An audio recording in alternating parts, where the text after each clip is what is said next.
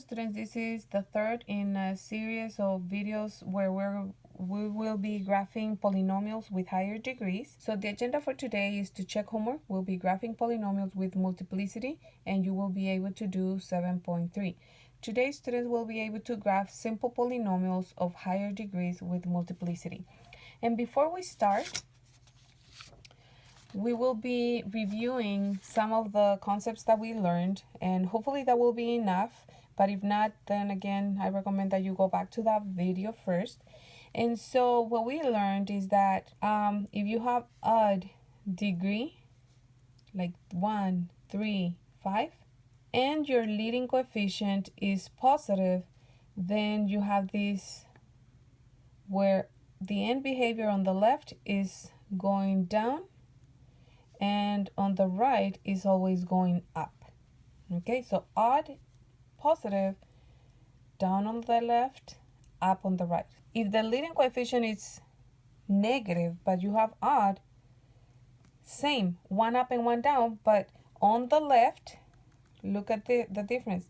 On the left is going up, and on the right is going down. So the opposite of the direction than in here, because of the negative. If it's even, it just means both end behaviors will be shooting on the same direction. If it's positive, both will shoot up or point up, and if it's negative, both will point down. Okay, both of the end behaviors will point down. So positive, both are up for even. Negative, both are down for even. One more thing that you need to know is about multiplicity. Multiplicity is when you have the same factor more than once. For example, once you factor, if you have something like x plus 1 to the third power times x minus 1 times x plus 2, let's say. What does that mean? It means that this one, because it has cubed, it means that this factor is going to be there 3 times. Okay, so the answer, or my 0, because if we're finding the zeros in here, the 0 in here will be negative 1 with multiplicity 3.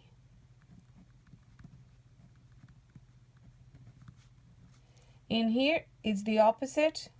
To make this 0, this has to be positive 1 with multiplicity 1. And this is negative 2. My 0 will be negative 2, not negative 1. Negative 2, multiplicity 1, because it's only one of them. Okay, this has 3, multiplicity 3. Before I even graph that, I just have to, I just want to explain a little bit of multiplicity. When the multiplicity is equals to 1, it will cross at whatever x-intercept you have. Let's say that the intercept or one of my zeros is at positive 2. That means that my line will go through that point in a straight manner. Okay, no curves in here. I mean, we might have curves somewhere else, but not at that point. And it might be like that, or the slope might be a little like that. Okay, something like that. But at that, it's just straight. It crosses straight. If the multiplicity is 2, if this was squared, what's going to happen is that, let's say that, I don't know, negative 3. Let's put 1 at negative 3. If it's going down, it means that it touches in there and then it bounces. Okay, it's like forming a parabola because it will be square, right? Multiplicity is just if it's to the first degree, to the second degree. So it will be forming kind of like a parabola in there. It touches and then it bounces. If it has multiplicity 3, well, it just means that it's cubed. What kind of shape does a cube make? Let's choose another one. Let's say that our 0 is 3. Well, it means that it's going to go through that point, but forming the cube, y equals x cubed, you get this right here where it touches, but then it's closer. Like the growth in here is very close to x. So the same thing is going to happen when you have multiplicity 3. So it's going to touch at that point, but in a curved way, like a cubed one. Okay. Now we have to have in mind our end behaviors, because if we was coming from here, then it would be like this, where you have the curve and then you have it like that. Okay, so again, once we apply it, it's going to make more sense, but just the shape of when it crosses those x-intercepts. Multiplicity 1, straight, straight. Multiplicity 2, it touches and it bounces. And multiplicity 3, it touches in a manner that it forms like a curve close to that x-axis. Whew, okay. So let's say that you have this y equals and it's already factored. Then my graph will be something like this. At -1, at +1, and we can graph those points already because we know that our graph crosses there, and at -2. Remember that it's the opposite, so -2 is right here. One other thing that we need to look, and it's when we have this is positive, positive, positive, that means that all of them are going to be positive. Now, how many do we have? We have x to the third power, because of this one is x cubed. Another x is 4 of them, and another one is 5. So it's going to be x to the fifth power. So x cubed plus another x is x to the fifth power, okay? And the leading coefficient is positive. So you can go back and look at the chart, or maybe some of you already remember. Positive, odd, any odd actually, but this is the fifth. On the left is going to go down, on the right is going to go up. Down on the left, up on the right. So down on the left, I'm just going to write it like this, up on the right. And we see that it's a -2, so go back to the -2, and we see that the multiplicity is 1. So from this arrow or end behavior that we already included, we just say, oh, only one multiplicity 1, it crosses straight to that point. It doesn't create a curve, so it doesn't go like this. It's just straight on that point. And we don't know where this local maxima will be. We just turn around. It might be higher. We don't know. And you can plug in points, but that's not what we're focusing right now on this video. And I shouldn't have touched there. As I'm talking to you, I kind of went over more than that I needed. Okay, after that, at -1, it's right here. The answer is -1. That's the multiplicity 3. So that's when we have a cube. And the cube, that means that we will go something like this, because again, it forms a curve in there because it's multiplicity 3. Okay? Multiplicity 3, it creates that kind of curve close to the x-intercept. And finally, we have at 1, this is 1, multiplicity 1. So this is going to curve, and now look how it connects to our end behavior. Okay, so the only one, this just goes straight through the point, through the point, but in here, because of the multiplicity 3, that's when it goes the curvy that is created by y equals x cubed. And so that's our graph. Let's check with Desmos. And so I use Desmos. I've been using Desmos in the previous lessons kind of to check. Again, this is not going to look exactly, but let's see what we get when we insert x plus 1. So x plus 1. And it's not a commercial, but this is an application, or then you press A to the B. This you can find it online, or you can download the application, and it's really good and it's free. Okay, to the power of 3. You just press A to the B and then the power. Then you press over here so that the cursor moves. X minus 1 in another parenthesis. X minus 1. Close the parenthesis. Then open another parenthesis. X plus 2. X plus 2. And so you can see in there that it goes through X. It's closer than I really drew it. Oops. But see how it kind of goes very close to a horizontal line. So it goes up on a 2. Then this curve right here, it's supposed to be closer in here. That horizontal kind of line. Then it goes down. And then it crosses straight up a 1. Again, it's not exactly the same. You can see the big difference, but it's just that we're finding this and we're trying to find what kind of shape it will make depending on the multiplicity that we have. Okay, that was factor for us. So that was easy, right? Now we have to factor our equation, our polynomial, and also we have to discover the multiplicity in them. And so that's going to be tricky. The first thing that when this is a coefficient 1, all we have to do is focus on the factors of the constant, which means we're going to get the positive and negative of 1 times 9 and 3 times 3. So we only included 1 time. And so those are the 3 factors that we're going to be using.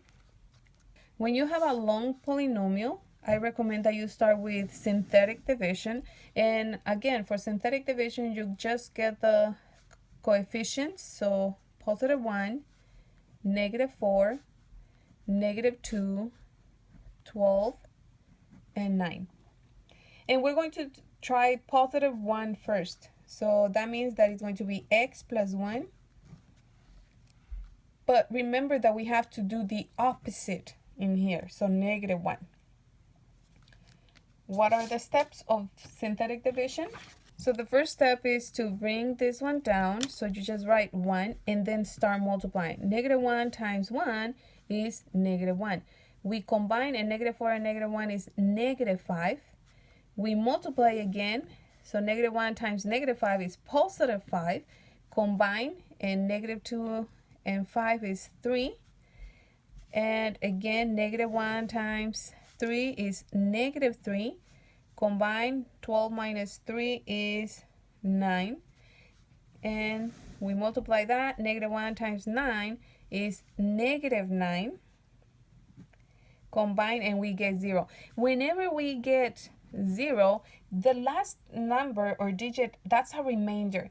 And if we get a 0, that means that this is a perfect factor and that this will be my other factor. So multiplying this times this with the variables will give me this back.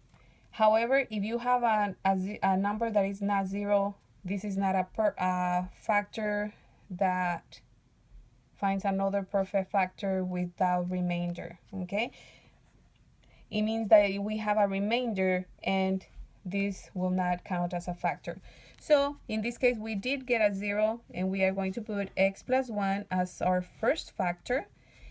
And this is going to be the answer of that division. It's like dividing this polynomial divided by x plus 1 will give us this new polynomial.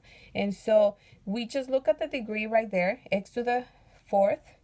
This will be my coefficient, which is 1. We don't put the 1 as a coefficient. So it's going to be x. Instead of to the 4th, it's just going to go to the 3rd, the next in descending order, the next number. And so the reason is because we took one of the x's outside and we're dividing. For the next one, it's going to be negative 4. No, negative 5. We're using this one. Okay, so negative 5. And then it's going to be x squared. Then we bring this one down, plus 3x, because it's just going in descending order. And finally, plus 9. Okay, so when we divide this polynomial by x plus 1, this is the answer. In the previous lesson, we did not work with multiplicity. And here we are. So what you need to do if you want to continue doing with synthetic division, you have to try the same one. Even if you got the answer to be correct, you have to try it again. Okay, so we're going to use again x plus 1 to see if it works. Now we're going to get these numbers. So positive 1, negative 5, 3, and 9. Again, remember to always change the sign. So if it's x plus 1, that means we're going to divide by negative 1. The first step is to bring down that first coefficient just as it is and start multiplying. Negative 1 times 1, negative 1. We combine negative 5 and negative 1 is negative 6. We multiply. Negative 1 times negative 6 is positive 6. Combine and it's 9. Negative 1 times 9 is negative 9. 9 minus 9 is 0. And again, we got a 0, so that means that, yes, it is another factor. And so we have x plus 1 from here. The new factor that you can write it as square if you want, or write it again. I'm just going to write it as square because we have it once in here and once in here. And the answer that we got, again, the previous one was x cubed. So now this one is going to be 1x squared, the next degree in descending order. Okay, so 1x squared, negative 6x, and positive 9. You can continue to do synthetic division if you wish, but you can also do from previous lessons, if you remember, the diamond, or just directly. You're finding two numbers that multiply equals positive 9, but this also tells me that I have to add them, and they have to be negative 6 when you add them. Okay, for them to be negative, that means that I have to have two negatives. Why? Because negative times negative gives me positive, and negative plus negative will be negative. Okay, so what are the two numbers that multiply equals positive 9? Well, it could be 3 times 3 or negative 3 times negative 3. Negative 3 times negative 3, positive 9. Negative 3 plus negative 3 is negative 6. Okay, and now we're able to just bring this one down. We open two parentheses. Oh, and for the diamond, I'm sorry. You just put the last number on the top and you're looking for two factors of that. And at the bottom you put negative 6. Whenever this one is positive, that means that both of these will be the sign of the bottom. Okay, that's how the diamond help us. And so if you need more videos on this one, I have one where I go in detail with the combinations. Okay, so negative 3 times negative 3, positive 9, negative 3 minus 3, negative 6. And once we find those two factors, all you do is open the parentheses, put xx minus 3 minus 3. But notice how they are also the same number, the same factor. So we're going to write it as x plus 1 squared times x minus 3 squared. After we factor, remember that we're going to find our zeros. And when we're finding our zeros, just remember that it means finding the x-intercepts, because y is 0. For the x-intercept, y will be 0. Okay, so x is going to be equals to the opposite. If it's adding 1, it's going to be negative 1. And because we have it squared, that means that the multiplicity will be 2. For this one, x is, well, for this to be 0, you need positive 3, because positive 3 minus 3 is 0. So that's 3. And the multiplicity, it's how many times? 2. Okay, so our x-intercepts go at this point, and this is our multiplicity. One more thing, we have to look at the end behavior. So let me create the graph really fast in here, and then we'll look at the information. Let's go back there. At the beginning, my leading coefficient is positive, and it's even. If you need to look at the chart, go ahead. Even, it's right here. Both of them shoot upwards or downwards. Because it's positive, both of them go up. Okay, so let's go back to our graph down there. It's a -1 and +3. So -1 is right there. +3 is right there. So it will touch in there. Now, what did we say about the multiplicity of 2? If you remember, multiplicity of 2, it just means goes and touches at the point and it bounces. Whenever the multiplicity is 2, and it could be, maybe if it was right here, if it's negative, let's say that the end behavior is negative, it just means that it will go and touch in there and then bounce downwards. But if it's coming from here, it goes to that point and then it bounces, okay? Only when it's multiplicity 2. So positive and even, it shoots up, something like that, on both of them. It touches a -1 right there, but because of the multiplicity 2, what did we say about the multiplicity of 2? The multiplicity tells me that it touches and then it bounces. Same if it's coming from down here, it would touch and then bounce, okay? It doesn't go through. It's not a straight line. It's not a curve that goes over to the other side. It's just touches and bounces. That's for the multiplicity of 2. So in here, we use our end behavior. We go ahead and touch at that point, and it's kind of like a curve, like a parabola, and then it bounces. Okay, we don't know where or how high it will go, but we just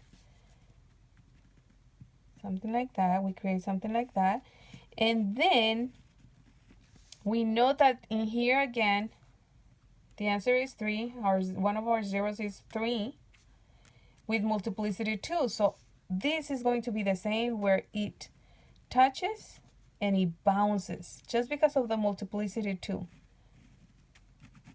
Okay, and again we try to make it nice and neat and smooth, and we're going to check with decimals. Again, ask your teacher to see if you can use it just to check, or if that's enough for them to see. Okay, I'm going to put the initial one, x to the 4th power minus 4x cubed minus 2x squared x.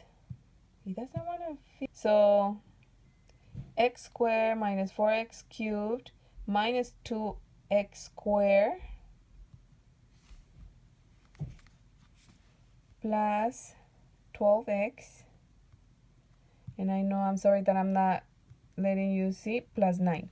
But it's up there, and I want you to compare the two graphs. Okay, so this is how it's going to look. If you see, this is in reality 116, which should be higher, and you can just make these ones bigger to make it seem like that. But look, that's the graph. It crosses at 0, 9, but again, we're not looking for those points. What we care about is these points, that, and also the end behavior and the multiplicity. Is it going straight across the x-axis? Is it coming to the point or the x-intercept and bouncing? Or is it coming to the point but in a curvy cubed line? Okay, so those are the things that we're looking for in this lesson. This is number 3, and since we're using different methods of factoring, what I'm going to do in the description below, I will include some of the videos that relate to synthetic division, to end behavior, factoring with the diamond, with the greatest common factor, etc. Okay, so in here I have a quadrinomial. Whenever you have 4 terms, what you want to try and see is if you can do grouping. So in here, what you're going to find first is the greatest common factor. It's called grouping because you make it into 2 different groups. Okay, find the greatest common factor of that group, and in this case, it will be x squared. It's just, if both of them have x, it's just the one with the smallest exponent. And then start dividing. X cubed divided by x squared, it's x. X squared divided by x